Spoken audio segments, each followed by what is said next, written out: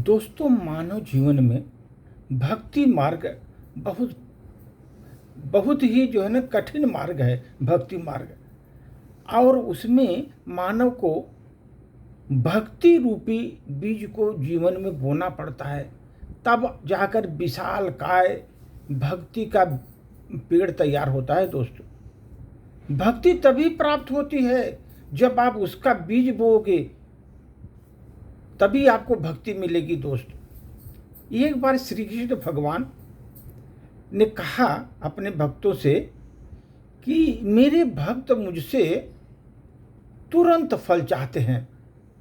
भक्त तुरंत फल चाहते हैं मुझसे कि मैंने भक्ति किया, फल मिले, जबकि बीज से फल बनने में समय लगता है। आप देखे होंगे कि बीज से फल बनने में बहुत समय लगता है, और उसमें समय उतना देना पड़ेगा। दोस्तों, एक दिन एक गुरुजी के पास एक शिष्य आया। एक गुरुजी के पास। उन्होंने पूछा शिष्य ने कि गुरुजी, हमें ईश्वर दिखाई नहीं देता, तो मेरी मदद कैसे करता है ईश्वर? दिखाई तो देता नहीं, मदद कैसे करता है मेरी? गुरुजी पास में रखे हुए एक सेव को दिया। शिष्य से पूछा, इसमें कितने बीज हैं? इस सेव के अंदर एक सेव दिया, बोला इसमें कितने बीज हैं? शिष्य ने सेव को काटा, गिन कर कहा, इसमें 3 बीज हैं गुरुदेव।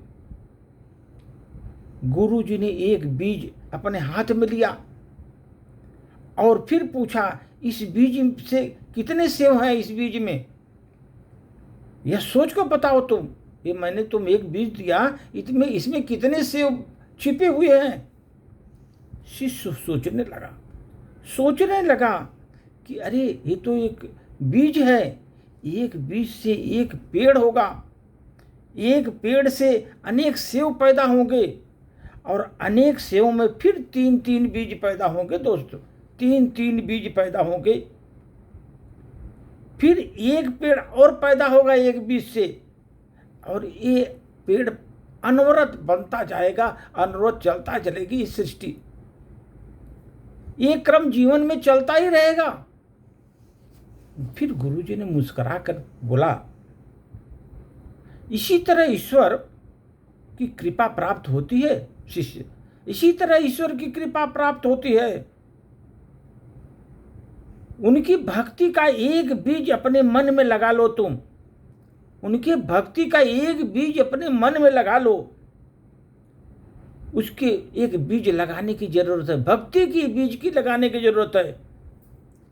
लेकिन एक बीज लगाने से पहले तुम अपने जो तुम्हारा मन रूपी बंजर भूमि पर, जो मन तुम्हारा बंजर है पूरा, वो भूमि पर बुराइयों से परहेज नामक हल चलाओ। बुराइयों से परहेज करो, पहले उस तरह का हल चलाओ बंजर भूमि पर, मन में अपने तुमको चलाना पड़ेगा इस प्रकार का हल। फिर उसमें नेक शुभ कार्य रूपी खाद देना पड़ेगा। नेक और शुभ कार्य का, कर्मों का उसमें खाद देना पड़ेगा। फिर ईश्वर के नाम रूपी बीज उसमें डालना पड़ेगा, ईश्वर के नाम रूपी बीज डालना पड़ेगा। फिर गुरुजी ने पूछा उससे, अब बताओ बीज अंकुरित होगा कि नहीं होगा? बीज अंकुरित होगा कि नहीं होगा? शिष्य ने कहा, गुरुजी, अब तो बीज अंकुरित होना ही है, अंकुरित होना ही है बीज को। फिर गुरुजी ने कहा, वह बीज अंकुरित नहीं होगा शिष्य, अंकुरित नहीं होगा वो बीज जब तक उसमें पानी नहीं डालोगे। पानी डालोगे तभी अंकुरित होगा।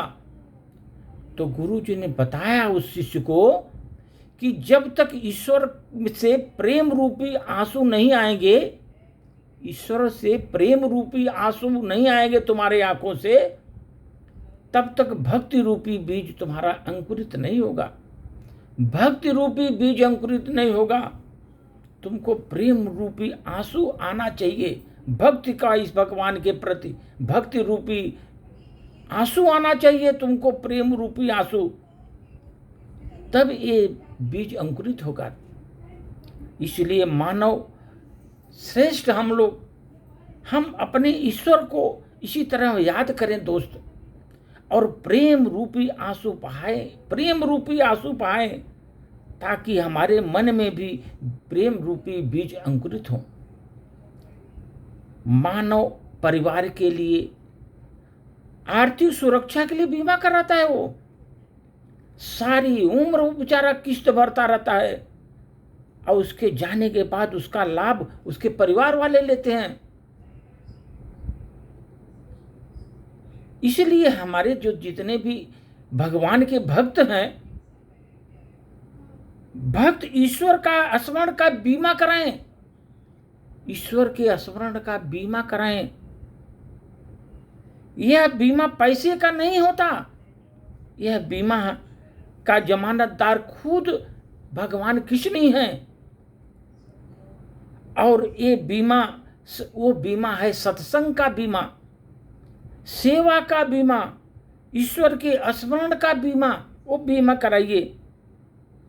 और वो बीमा जो है दोस्त, सांस टूटते हैं बीमा तुरंत लाभ मिलता है, जिंदगी के साथ भी और जिंदगी के बाद भी, जिंदगी के साथ भी जिंदगी के बाद भी। इस पर एक प्रस्तुति दोस्त। सांवरे से मिलने का सत्संग ही बहाना है, सांवरे से मिलने का सत्संग ही बहाना है, सांवरे से मिलने का सत्संग ही बहाना है। चलो सत्संग में चले हरि गुण गाना है, चलो सत्संग में चले हरि गुण गाना है। सांवरे से मिलने का सत्संग ही सहारा है, सत्संग ही बहाना है। मीरा पुकार रही आ जाओ मेरे गिरधर गोपाल, विषधर प्याले को अमृतमय तुमको बनाना है, विषधर प्याले को अमृतमय बनाना है। सांवरे से मिलने का सत्संग ही बहाना है। द्रौपदी पुकार रही आओ मेरे बनवारी, चीर बढ़ाओ मेरी लाज को बचाना है, आज मेरी लाज को बचाना है। सांवरे से मिलने का सत्संग ही बहाना है। सवरी पुकार रही आओ मेरे रघुराई, आओ मेरे रघुराई, खट्टे मीठे बेरों को तुम्हें भोग लगाना है, खट्टे मीठे बेरों का तुम्हें भोग लगाना है। सांवरे से मिलने का सत्संग ही बहाना है। चलो सत्संग में चले हरि गुण गाना है, सांवरे से मिलने का सत्संग ही बहाना है, सत्संग ही बहाना है। धन्यवाद।